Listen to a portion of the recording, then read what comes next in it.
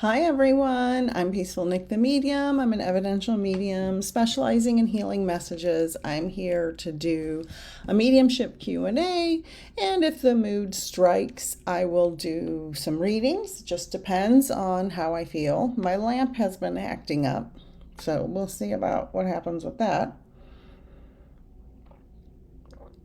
Today I would like to tell you about a special I'm having through November 2nd. Any reading booked this week will get, if you look below me, if you look below me, you'll see the special secret code for any reading booked this week. So you will get that, you know what.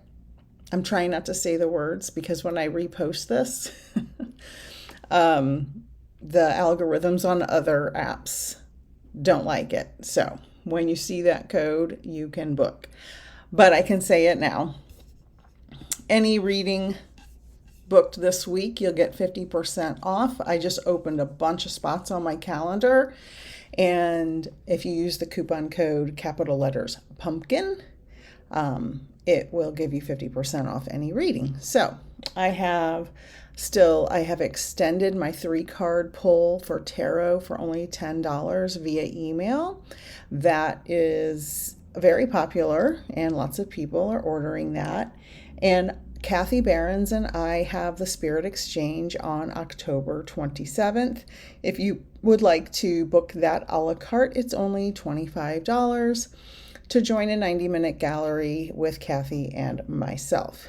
So if anybody has any questions, let me know. And I'll go over the specials again.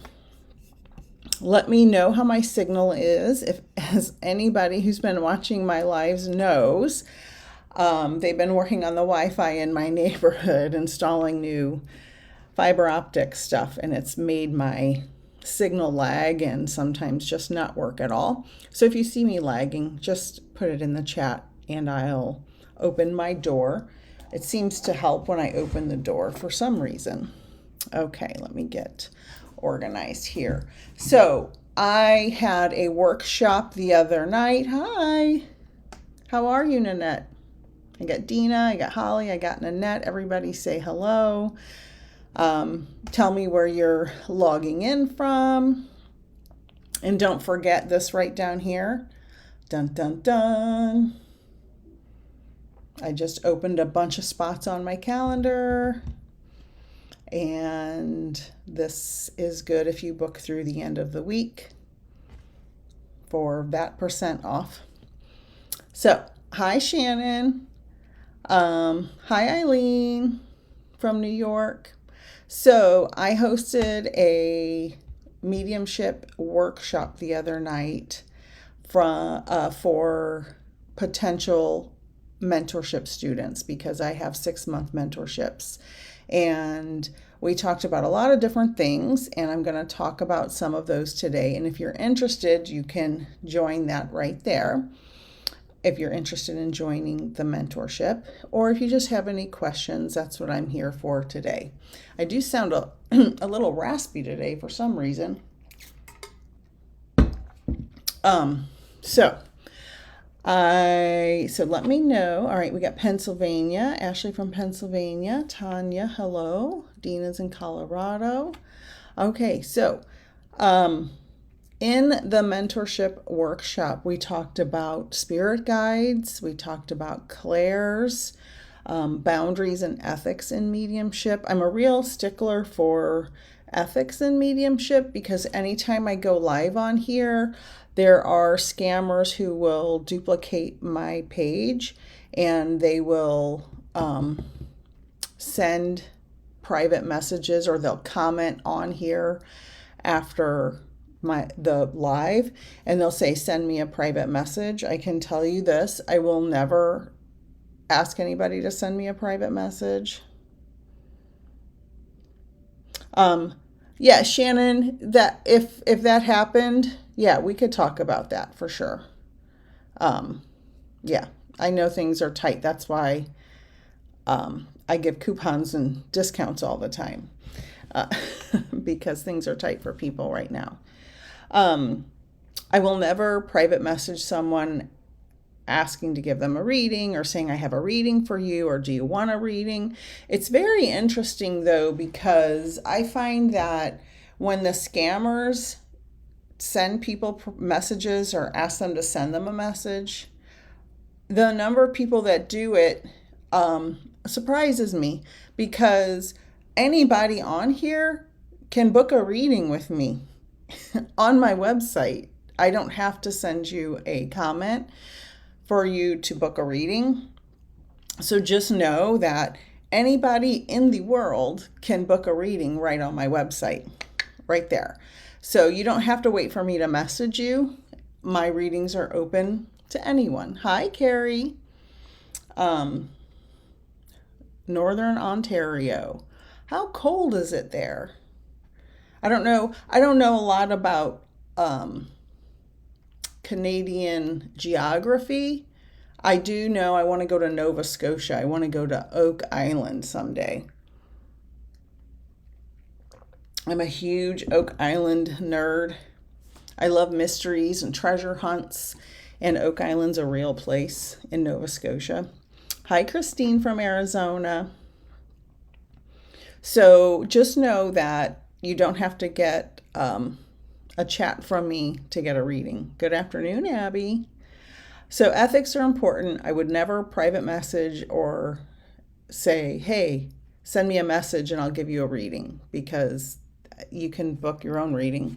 You don't need me to tell you to.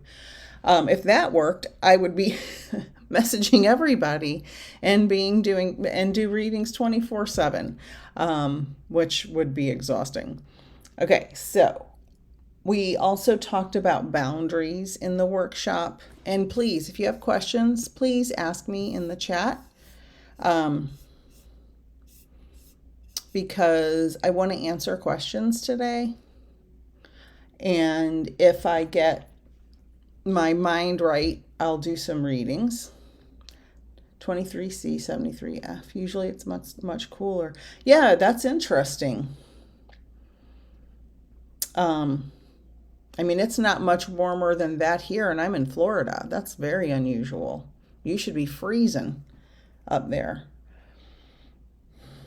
And the only Celsius Fahrenheit temperature I know by heart is approximately the numbers you gave, because I've taught science for so long, and I always said, 22 Celsius or 20 Celsius, something like that is room temperature, which is about 72, somewhere in there.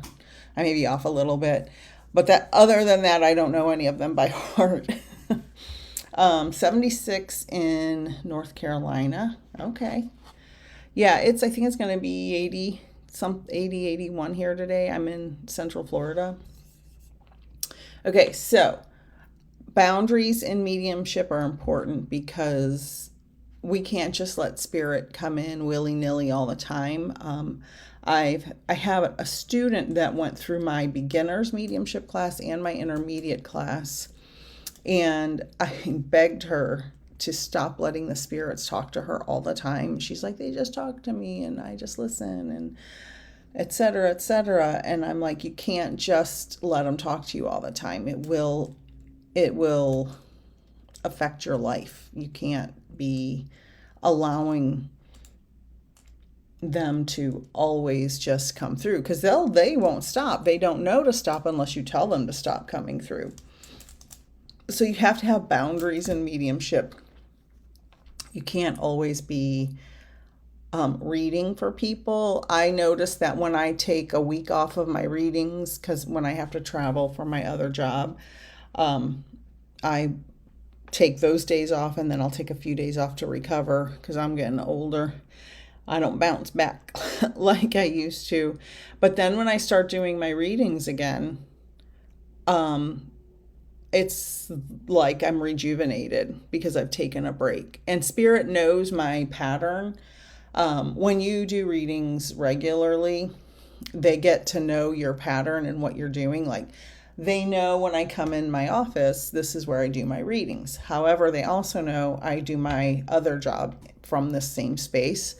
So they know I always put my intention out. Okay, I'm going to my office to do a Zoom call with someone for my science job.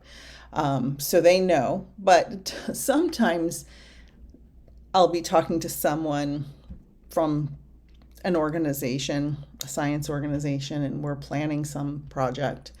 And I'll start to hear spirits, and I'm like, you guys, this, I'm trying to pay attention to the meeting and tell my, my friends in spirit, you can't just come through right now. This is a different type of meeting. So they listen when you tell them.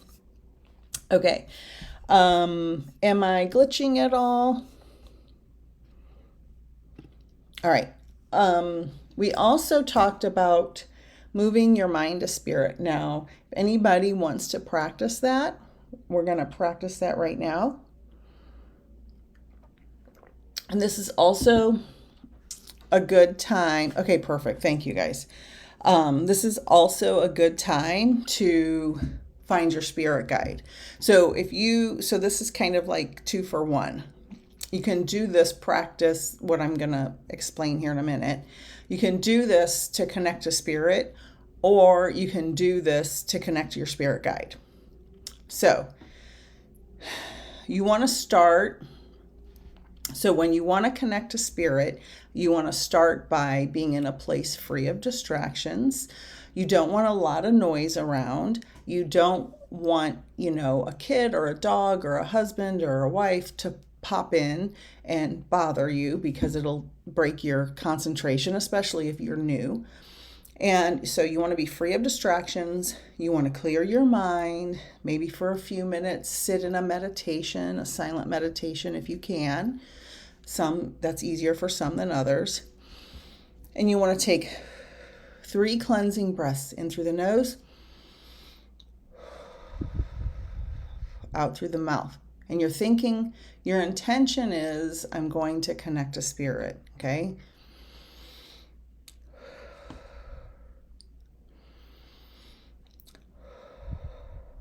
So once you've had your cleansing breaths, it really kind of resets your system and relaxes your body, because you've brought a whole bunch of new oxygen to your brain, and your brain needs that oxygen and feels a little bit refreshed when you do that. So 3 deep breaths in through the nose and out through the mouth.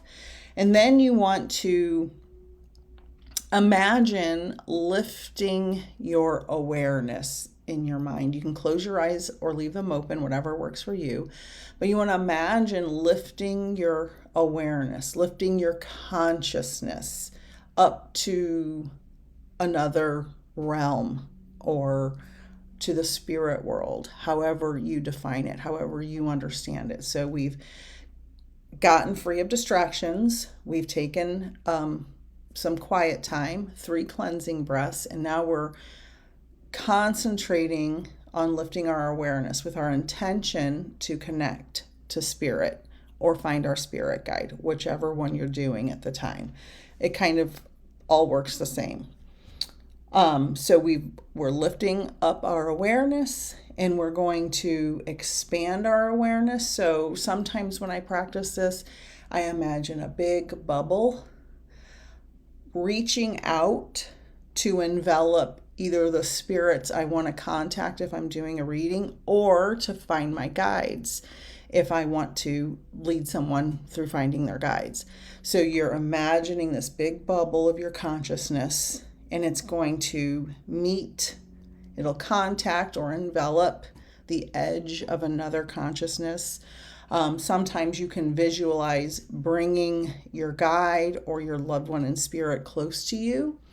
So this can be for giving a reading to a client or a customer, or a friend who wants to talk to their mom in spirit, or whoever they want to talk to, or your guide. So you're expanding the bubble, you're asking your guide or the person's loved one or your loved one to come close to you, and you're just feeling their consciousness. As soon as you put out that intention and thought to connect, they will come closer to you.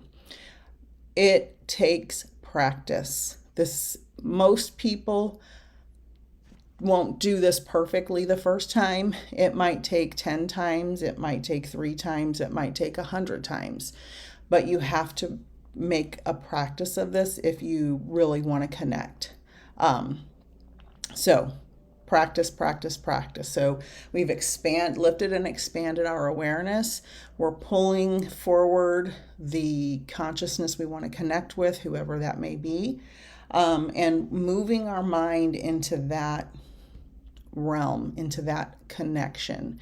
So now that I imagine my big bubble of my awareness and I'm pulling forward someone that I want to connect with for my client, let's say, or my guide, I can connect, move my mind and connect and merge and hold.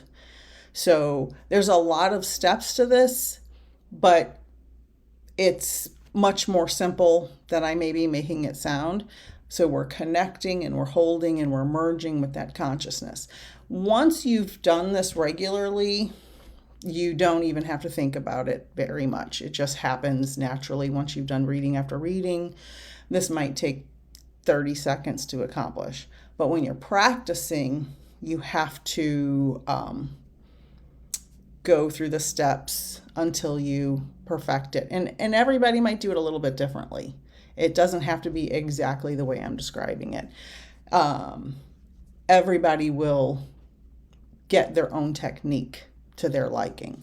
So we're connecting and holding, and we're surrendering to spirit. And when I surrender to spirit to communicate, I imagine, this may sound crazy, but I kind of imagine a big hole through like a pipe through the top of my body, going all the way through, and the consciousness of the other spirit going into that energy merging with mine. And so you engage with that and hold. And then you communicate. So you are getting in a quiet space, having a few moments of quiet to yourself, having some deep breaths, lifting and expanding your awareness with an intention to do good work or to connect with whoever you're connecting with. Moving your mind, connecting, merging, and holding with that spirit, and surrendering and engaging and holding. Because if you're doing readings, one of the hardest things my students experience, one of the hardest things is the holding of the spirit. They'll get the spirit there, and then if they get distracted by a noise in the room or their dog barks or something, they lose the connection. So you have to practice this over and over and over again in order to do it consistently and well. So that's how you move your mind to connect. Has anybody ever done this on their own before?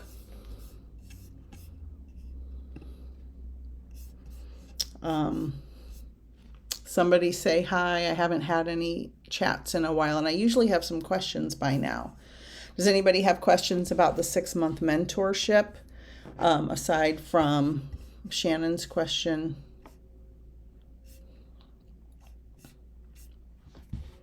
From earlier.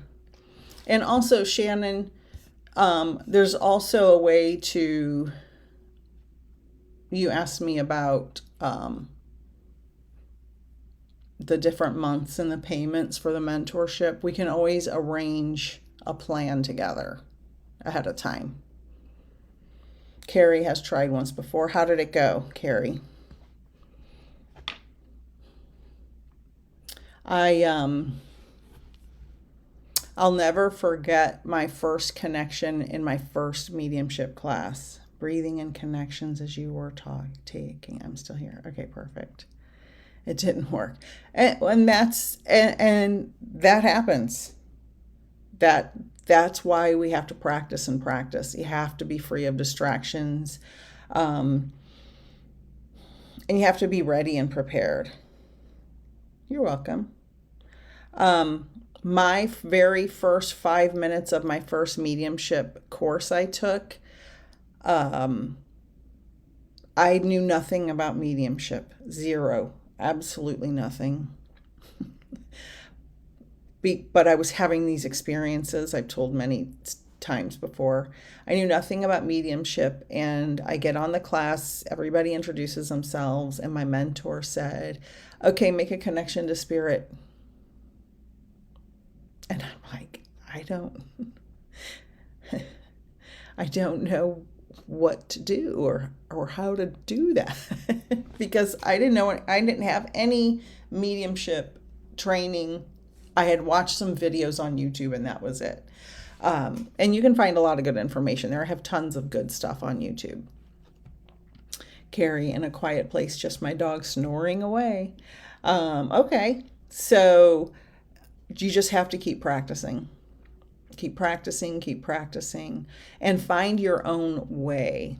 So one of the most important things when we are developing our mediumship is everybody has to find their own way.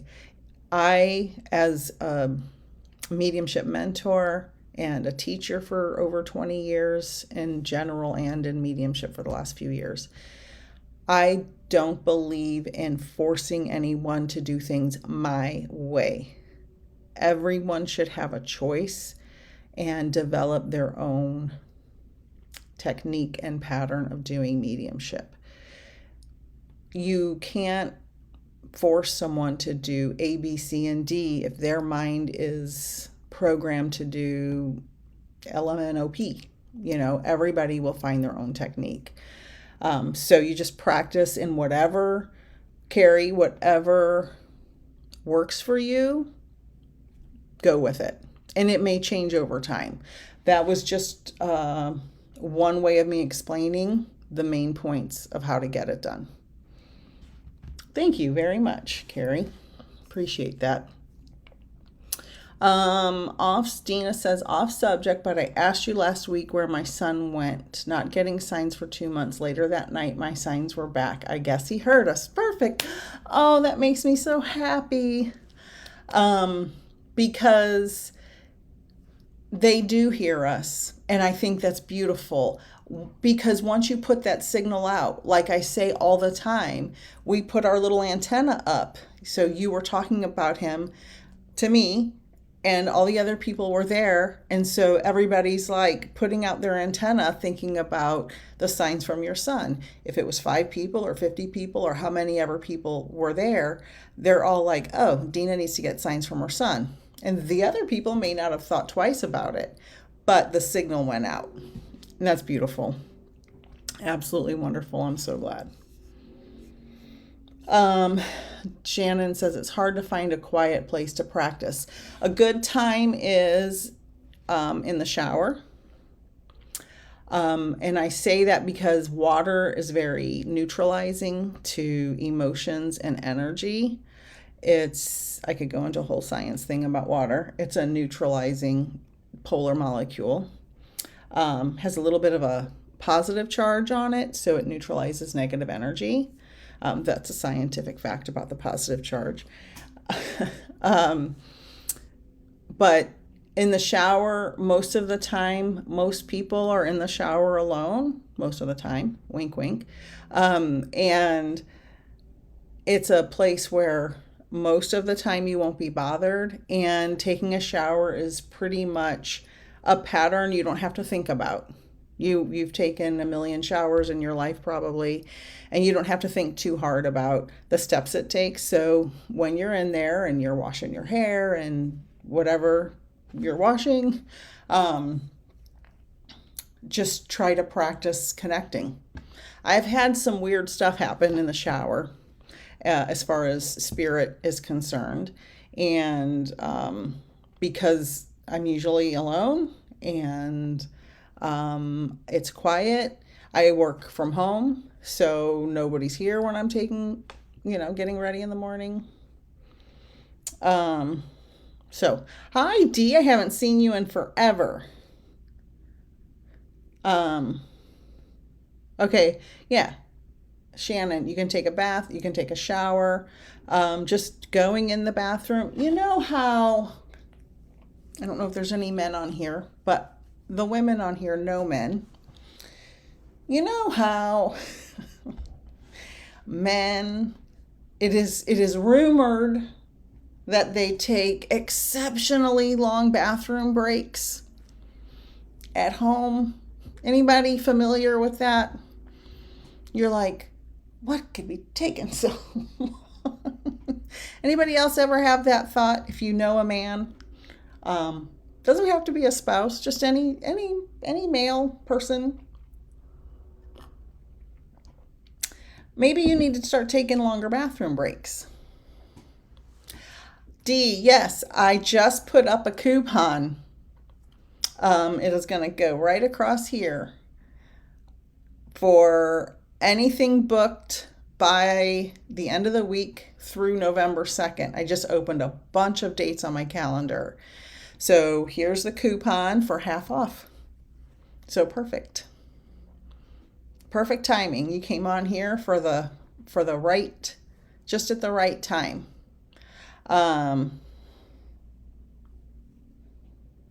Oh, Carrie, that's unusual. You're the first person to ever say no to the husband.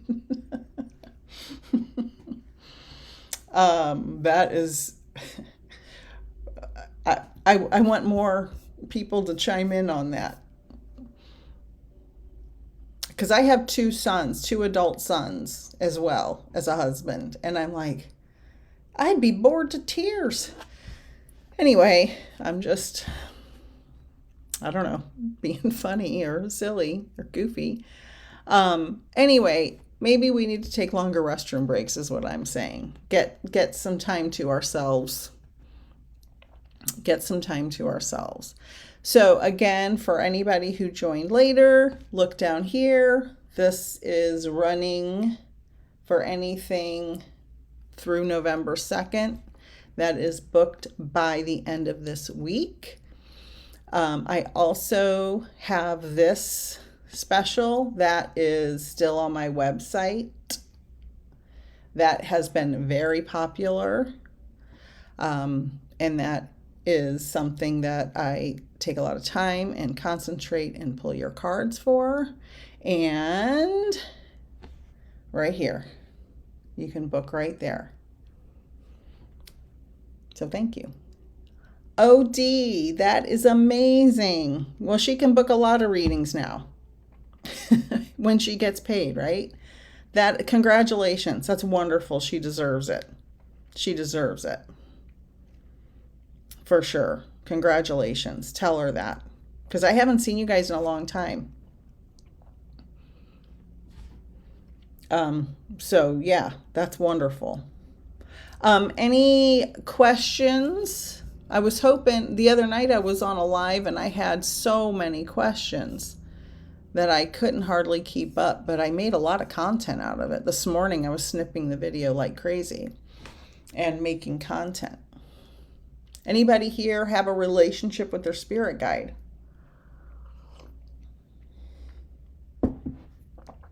And let's see. Speaking of spirit guides, you do not have to know their name or who they are specifically in order to build a relationship with them. Some people get very, very stuck on the fact that they don't know their spirit guide's name, and they worry that they can't build a relationship with them. Well, that's not the case. You can still ask for guidance without knowing exactly who they are. The fact is, you probably have multiple spirit guides, and they still hear you. Some people just have not yet made that connection with them in order to learn their name. Now, they don't really have a name that we would understand, but when you do finally make a connection with them, you may hear a name. And so I think that's beautiful. So if you're worried about connecting with your spirit guides and you're afraid because you don't know their name, don't worry about that at all. You can still build a relationship with them. And it's really important. It will help you on your spiritual journey. So just FYI, I have a lot of people that ask me about that. Let's see.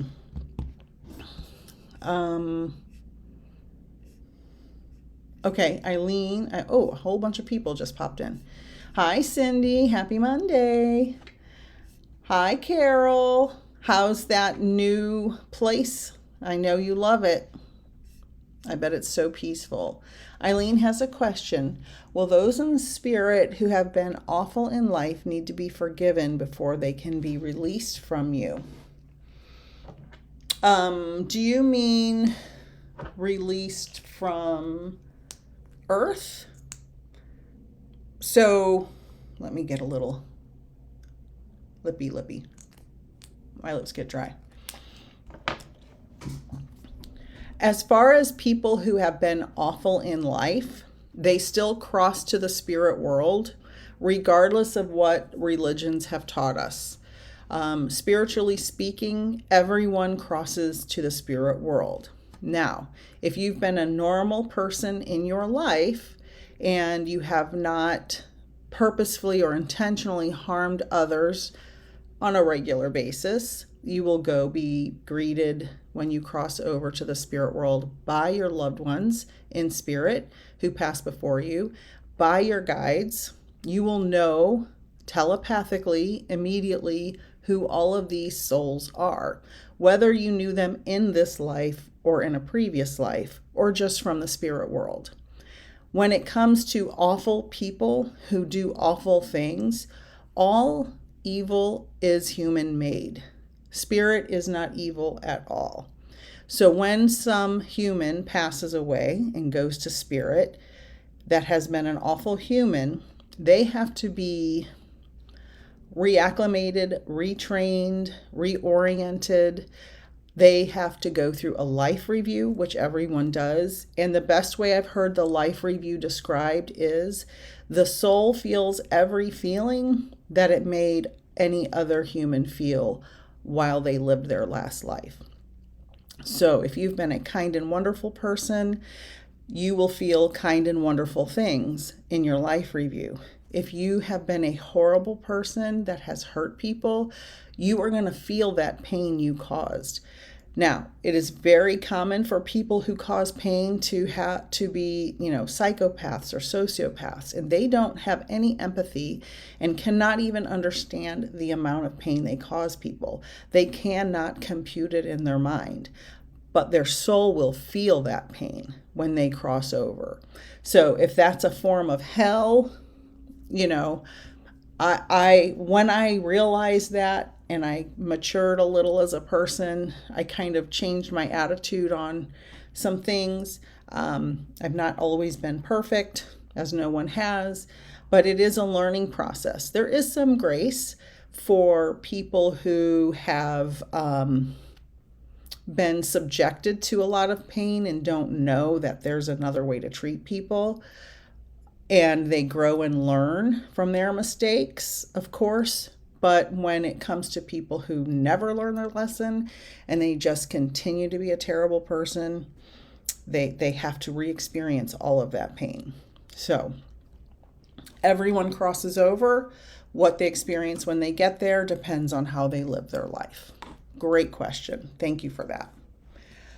Okay, Dee says she's remodeling her house, kitchen, and all her flooring. She's been going crazy, but I bet it's a good crazy. I bet she's so happy. I bet she is thrilled. Good for her. That must feel so good. Now she can have a little nest egg for retirement.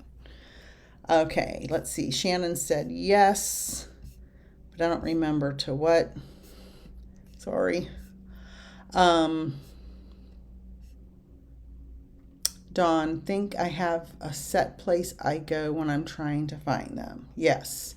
It's called Finding Your Place in Spirit. Dee says, can you tell something about my spirit guide? I've been having crazy dreams about stuff happening. Can you give me a little bit of information?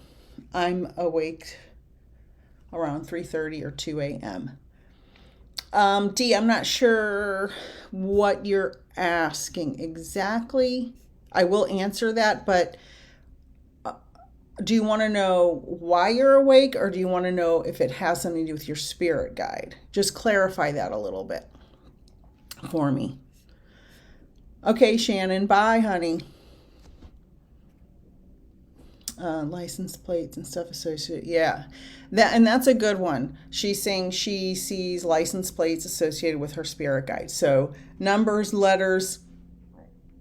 So what happens is your loved ones and your guides will move your mind to notice these things. It's not like you are. Um, it's not like the spirits are causing things directly to happen all the time. Most of the time, they move your mind to notice something that's happening. I mean, they can move things and they can make some things happen, but it's easier for them to just draw your attention to something like a number, sequence, or letters, or a name. For example, my brother-in-law passed away in 2016, and we were very close. He was very close to my husband as well, and his name was David. And he was a very stubborn man. He was a Methodist minister, a wonderful man, and I couldn't make contact with him for the longest time. And then all of a sudden, he started bringing my attention to people named David. Everywhere my husband and I went for like 6 months, every restaurant, every store, every time we checked out at the grocery store or went to the mall and somebody helped us or got my tires changed, got my tire fixed one day, everyone's name was David. You're at Starbucks and the person in front of you, they call out the name and it's David. That kind of thing, right? They bring your attention to that. And my husband said, that's a common name at first because he's skeptical of everything. And I said, Michael is more common than David, and we never hear anybody call out Michael. So they do bring your attention to that. And then my husband started noticing it too, and he would like give me the little bump. It was cute. Cindy said, my ex-friend was not a nice person at all, and he continues through readings and meetings to talk to me, and he gets angry, I guess. I guess I should add, I always say I have nothing to say. So, Cindy, first and foremost, no spirit is angry. And if a medium is telling you the spirit is angry, they're just plain wrong. The medium should be conveying to you that maybe he was angry in life, but as a spirit, he is not angry. And anything negative that comes through in a reading, if it comes through properly by a developed medium, is coming through for healing. So what should happen if you're getting a message from, I believe you said your ex-friend, what should happen, a medium should convey to you that they sense that he was angry, your friend was angry in life, and is coming through to apologize for their behavior. That's what should be happening.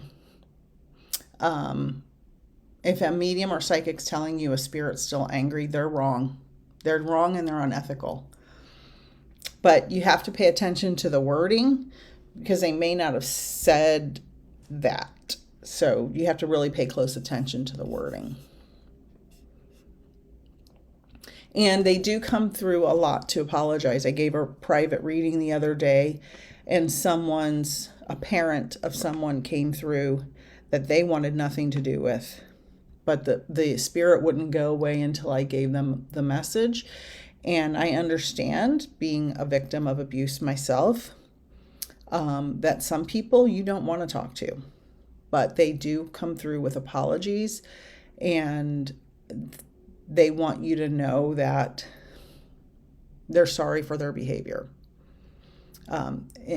Spirit is observing us, and they understand the pain we've gone through, especially if they caused it because of the life review I was referring to earlier. They know how, once they're in spirit, they know how their behavior affected us in our life. And that's kind of the purpose of the life review. So spirit can have a full understanding of their human mistakes and the good things they did as well. Carol said, I feel Hazel, that's her granddaughter, and connect with her all the time. I literally feel her presence and see her signs. Is it possible that she is my spirit guide? Oh, great question. Can your loved one who preceded you in death be a spirit guide? I get this question all the time, and I love this question because I am not an in-the-box person. I believe nothing is that exact, especially in spirituality. So I don't believe labels that certain mentors force on you are that important. Everything's a little malleable. So some people call loved ones that passed away before us helper guides, but that's just splitting hairs. My mom passed away in 1986. She has been guiding me since the day she passed away. Literally, I felt her presence from the day she passed away every day of my life in one way or another. And she has guided me and helped me in so many aspects. So do I call her my spirit guide? I don't call her that because she was my mom. And I don't really, I mean, if you call them your helper guide, your spirit guide, it doesn't matter to me. Doesn't matter to me at all. And it shouldn't matter to anybody else unless you are mentoring people in this field and teaching them the difference. But the labels to me are irrelevant. We created labels, just like our first name won't be our first name in spirit. Just like a female in today's society in most places takes the name of the male spouse she marries if she marries a male. That is irrelevant, really. It doesn't change who you are. My married last name has no bearing on who I am, right? So labels are human things, and we really just use them to describe things to the best we can. But there is no exact, oh, this is your spirit guide or this isn't your spirit guide. Hazel's obviously guiding you. And if you want to call her your spirit guide, I'm more than happy if you do that, because she's guiding me all the time, by the way. She pops in every time you do. I can see her in her big gown. She wears like this big, I see her full grown now, by the way, Carol. And for those of you who don't know, Carol's granddaughter passed. She was prematurely born. I have permission from Carol to share the story. I gave her and several members of her family a reading, many readings over the years, but the first reading was so intense. Her granddaughter told me she was on the council, and I had not ever heard that in a reading before. And since then, Hazel, the granddaughter, has kind of hung around me a lot. And she's helped me when I do readings with grieving parents. She kind of pops in and just stands there, and she wears like this. I don't even know the words to describe it. It's like she's got her head covered with like a long robe. It's like almost like a very extraordinarily pale blue, like almost white, but just the tiniest tinge of blue. And she's just standing there hanging out with me. So yes, you may call her your guide if you wish. Absolutely fine by me. Hi, Tisha. Dee said, I want to know why I'm being awake around that time. Or are my spare guides trying to warn me? Okay. Dee, the fear. So I'm not sure exactly how old you are. If you're in your 20s, 30s, I don't know. But we tend as women, as we age, to wake up to relieve ourselves more in the middle of the night. Maybe that's waking you up. They do call that time of night the witching hour. I don't think some doom and gloom is going to happen to you. Just when you do wake up, take some deep breaths, tell yourself everything is okay, I'm safe here, and then call your guides towards you for protection and surround yourself with white light and pure energy. I would never, ever, ever tell somebody something, some evil spirit's going to come get them, because I don't believe in evil spirits. Any evil energy is human manifested. So just surround yourself with white light, take some deep breaths, do some meditation. I have such bad insomnia and I'm such a bad meditator. My husband's always like, just count to 10 over and over. I can't even get to 10. I only count to 2. 1, 2, 1, 2. Because if I count to 10, I'll keep counting and I forget that I'm counting to try and make myself go back to sleep. So I just count to 2. 1, 2. Because I can remember to start that over. 1, 2, 1, 2. I breathe in 1, 2. And I do that many times until I fall back to sleep. Try that. But I don't think you're in any harm's way. Always seeing 311. You can Google angel numbers, or you can pay attention to what's happening and what you're thinking. My belief is this part. If you are repeatedly seeing the same numbers or letter combinations over and over, pay attention to what you're thinking or what's happening in the moment you see it or hear it. Pay attention, and you may see a pattern developing. Somebody may be talking about a certain type of career when you see 311 every time. Or somebody may be talking about a child that you knew every time you see 311. So make yourself aware if there's a pattern to what you're seeing, feeling, or hearing when you see that number. I don't think it's the same for everybody. Angel numbers on Google can be helpful, but I think seeing patterns the meaning is different for everyone. Hi, Doris. Hi, Cindy. I know. 2 years next week, sweetheart. I know. And that's hard. That's hard. I'm glad you came over here and found me on this page. Cindy says, I probably just need to make peace. Thank you. That makes me feel better. Yes, good. Good, good, good. Dawn said hi to Bethany. Yes, Cindy, exactly. Knowing you're going to go through a life review makes you want to be a better person. So I will say, when I was a younger person, sometimes me and my friends would not say nice things all the time. And I really felt bad about that when I realized, even though my intention was never to harm anyone, I feel like I did wrong by saying unkind things. Even though I'm like, I'm just joking, but I probably shouldn't have said those things. Even though I didn't mean to be mean or harmful, I probably should not have said mean things. You always feel his presence, Doris. Yeah. Oh, yeah. Yeah. Carol. Yeah, Hazel. She's so sweet. Patricia said, I look for signs constantly. Wish I could feel his presence. Ask him. Patricia, did you see the beginning of this video? If you didn't, go back to the beginning where I start to talk. It might be 5 or 10 minutes in.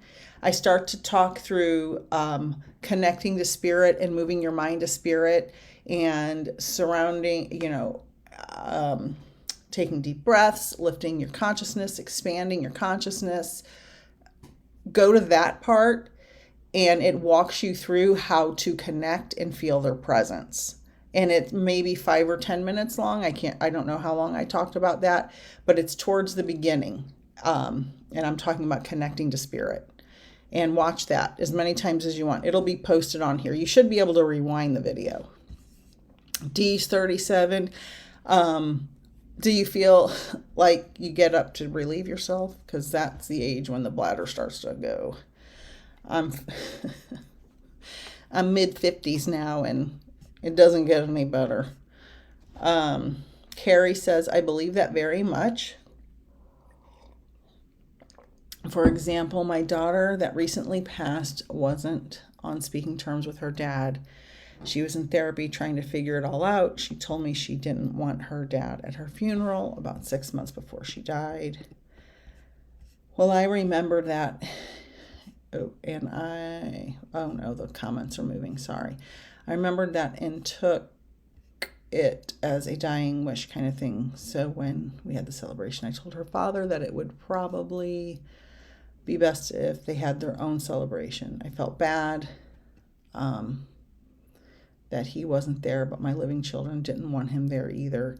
So I had a reading, and my daughter told the medium that she wasn't angry anymore, and dad is dealing with his karma train. Yeah, that was nice to hear. So yes, I absolutely agree with you that spirits are no longer angry or sad or in pain. It's a beautiful place. They are now, is my belief. Absolutely 100%. 100. Oh no, what happened? The screen's going like this. Patricia said, no, you weren't on earlier. So rewind. If you can't, when this ends, it'll repost on my page and you can go watch it. And it explains how to connect and to bring them closer. And just you talking about him brings his presence closer to you. But sometimes we're in so much pain and mourning that it's hard for us to feel it.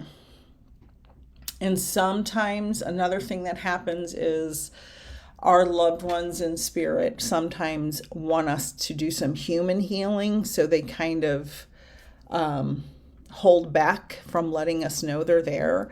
It's not that they're not there. They just sometimes hold their presence back to, because they don't want you to become like addicted to their presence, because you need to be in your human world. Does that make sense? I hope that helps. Any last minute question? Okay. Dee said, my ex-boyfriend Jorge just recently died. You're not sure how he died? That I might have to do that in private. I would need to really connect and like do a meditation beforehand. That's something very specific.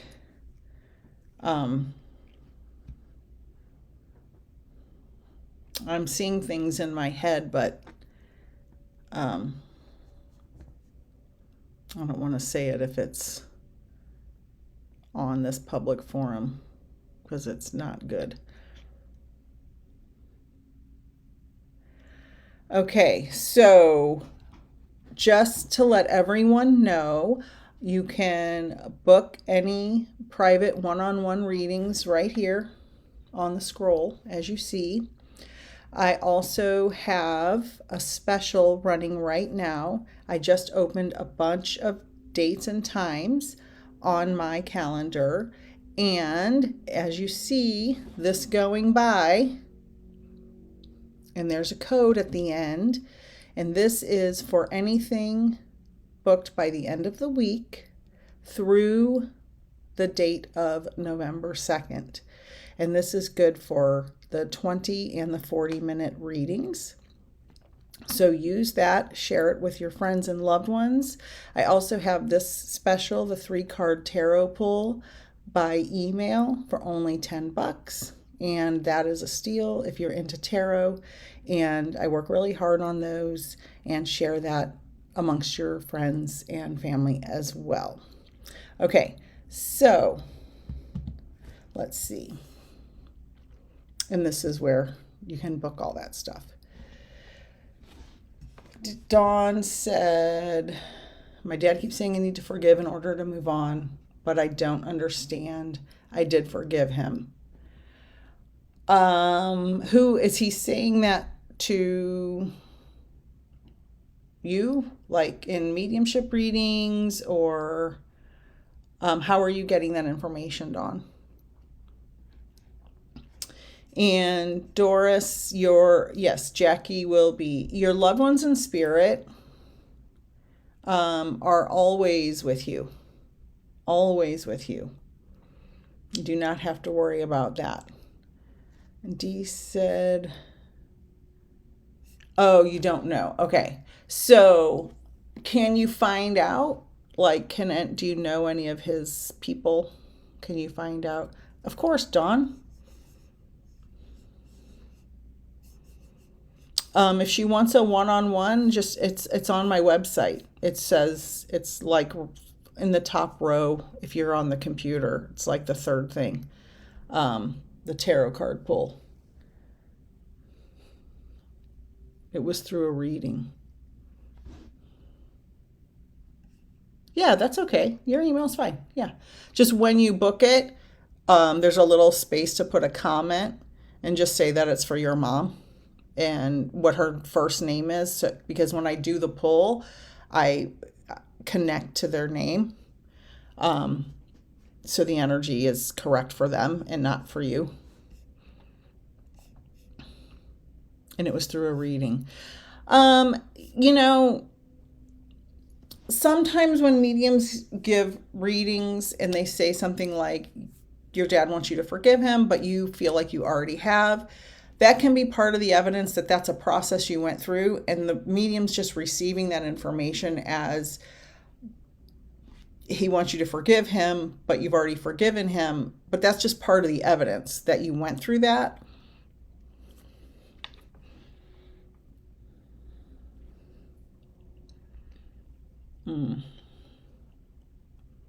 Oh, okay. He drove into a school bus. Well, I would say that probably it was a brain injury.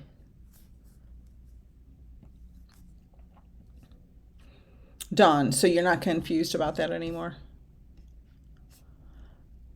Yeah, I would say, Dee, that's probably a brain injury. Sometimes people are on their phones and they don't pay attention and they run into things. I'm not saying that that's exactly what happened, but I mean, school buses are pretty big and easy to see.